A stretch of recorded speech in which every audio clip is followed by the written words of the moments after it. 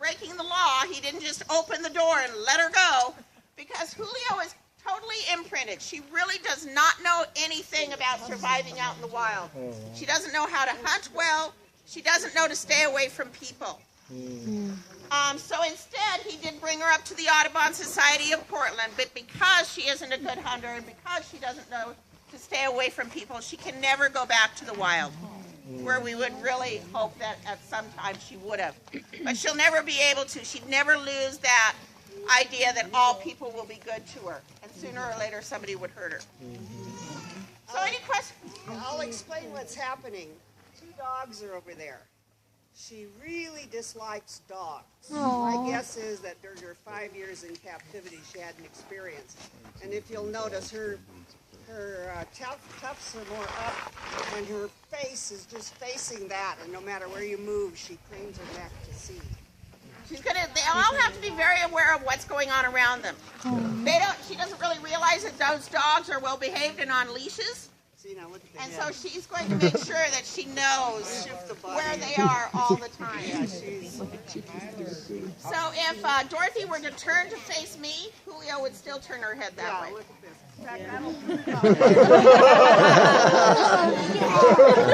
That's how far she can really turn her head. So does anybody have any questions about Julio? Yes? How come her name's Julio?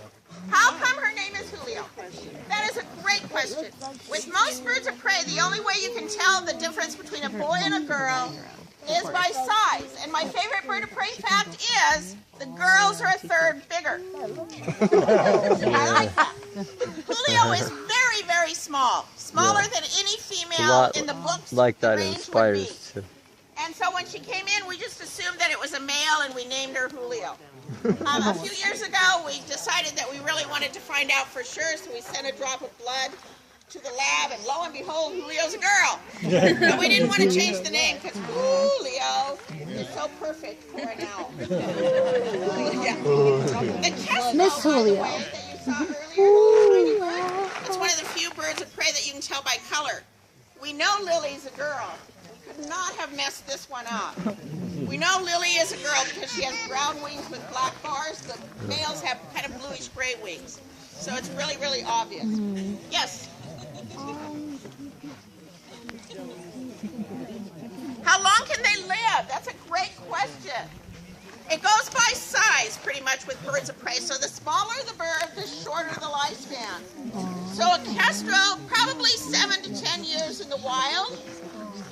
A bald eagle, the record in captivity is 68. An owl this size, probably 15 years in the wild, a little bit longer in captivity. They always live longer in captivity because they don't have to worry about anything. We weigh them every day, and then we base their diet on whether they're fluffy or not. So if somebody would do that for me, that would be very helpful. But she doesn't have to worry about somebody cutting down her tree. That's already happened. She doesn't have to worry about habitat destruction, and if she is sick, we've got a vet on staff full-time that'll look at her and make sure everything's just fine. Yes? Do you breed them? Do we breed our education birds? When you breed birds, there's a couple things that need to happen. First, you need to have a large enclosure for them, so they can do their courtship displays and everything, but you need to leave them alone. And since we have our education birds out all the time for presentations like this, the two purposes really don't mesh, and most of our education birds are pretty common. So there's no real need to do that. One more question. Yes? Yes. Wait, pause.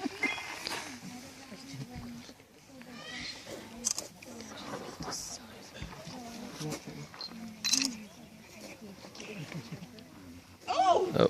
I've never been asked that question. Her question is, shouldn't they turn their head around at night so a predator can't see their eyes? Well, that is an excellent question. And that way they would camouflage better. At night, they see better than any other kind of predator that I know about. So they can see better, and they can always close their eyes. They actually have 3 eyelids.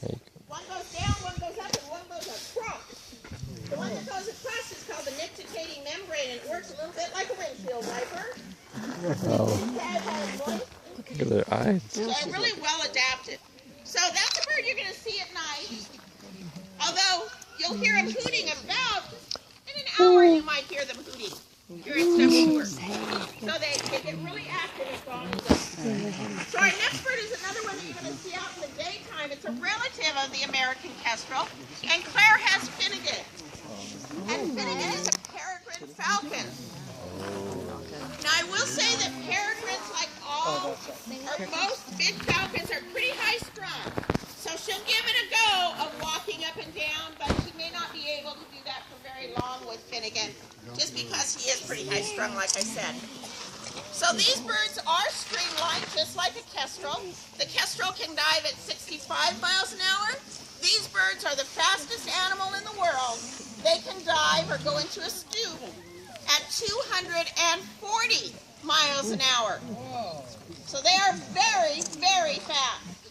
When they do that, they're looking for, or they probably have spotted, a bird that's flying through the air. They're going to go into a stoop, that dive. They're going to double up their very long toes, make a fist. They're going to come up on that bird and punch it right in the belly. That's going to knock the air out of the bird. It's going to fall to the ground. It might already be dead, but if it isn't, falcons have another adaptation. On the cutting edge of their upper beak, the upper mandible, there's a little notch there. It's called a killing tooth or a tomial tooth. And it wraps around the spinal column, snips the spinal column, and the prey's dead and ready to eat. Very, very well-built bird for what they do. They don't have to suffer. Better than anybody in this audience for sure. Even though we might have a lot of tools to help us. They're just built to do that. So you'll notice that Finnegan has black eye stripes under her eyes. His eyes. What athlete on TV has black eye stripes painted there? Football players. Why? Keep the to glare. keep the sun's glare out of their eyes. Well, it took football players a long time to figure that out. All they really had to do was look at nature. If they had looked at falcons first, they would have discovered that most falcons have black under their eyeballs, and it's for the same reason. If you're flying along at 240 miles an hour, and you're going over a lake where the sun's glare might reflect back up into your face, you want to make sure you can see. So those black stripes absorbs the sun's glare so you can still see where you're going. After all, at 240 miles an hour, you definitely want to know when it's time to stop. Another thing that we could have discovered faster than what we did is how we build our jet engines. I want you to think of yourself at the airport now. So you're all at the airport. Look down the center of a jet engine. There's a fan there, but what's in the middle of the fan? A cone. That cone buffets the air and the fan buffets the air so the fuel can get the oxygen out of the air and the fuel can burn. If you're going at 240 miles an hour, you want to be able to breathe at the same time. So what do you think's up the nose of a falcon? A cone. A cone is there. So if we look at nature, we can develop or invent things a lot faster that might be helpful for us. So we need to really protect nature and observe it and research it. A while ago, back in the 1970s, scientists and different people were looking at falcons, peregrines, and they noticed that there weren't as many as there used to be. And falcons became one of our first indicator species, peregrine falcons. And it was because farmers were using a pesticide, something that kills bugs, on their crops to kill those bugs. Well, that DDT would get into the food chain. So small songbirds would eat the bugs, and peregrine falcons would come along and eat the songbirds. But the DDT never left their system. So as it built up and built up and built up, eventually it affected their eggshells. The eggshells were so thin that when the peregrines would sit on the eggs, they'd just smash the eggs. So we did a couple things in the United States. We banned the use of DDT, but we also passed a very important law.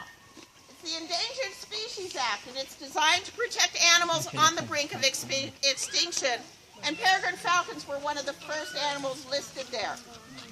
Since then, because of captive breeding programs,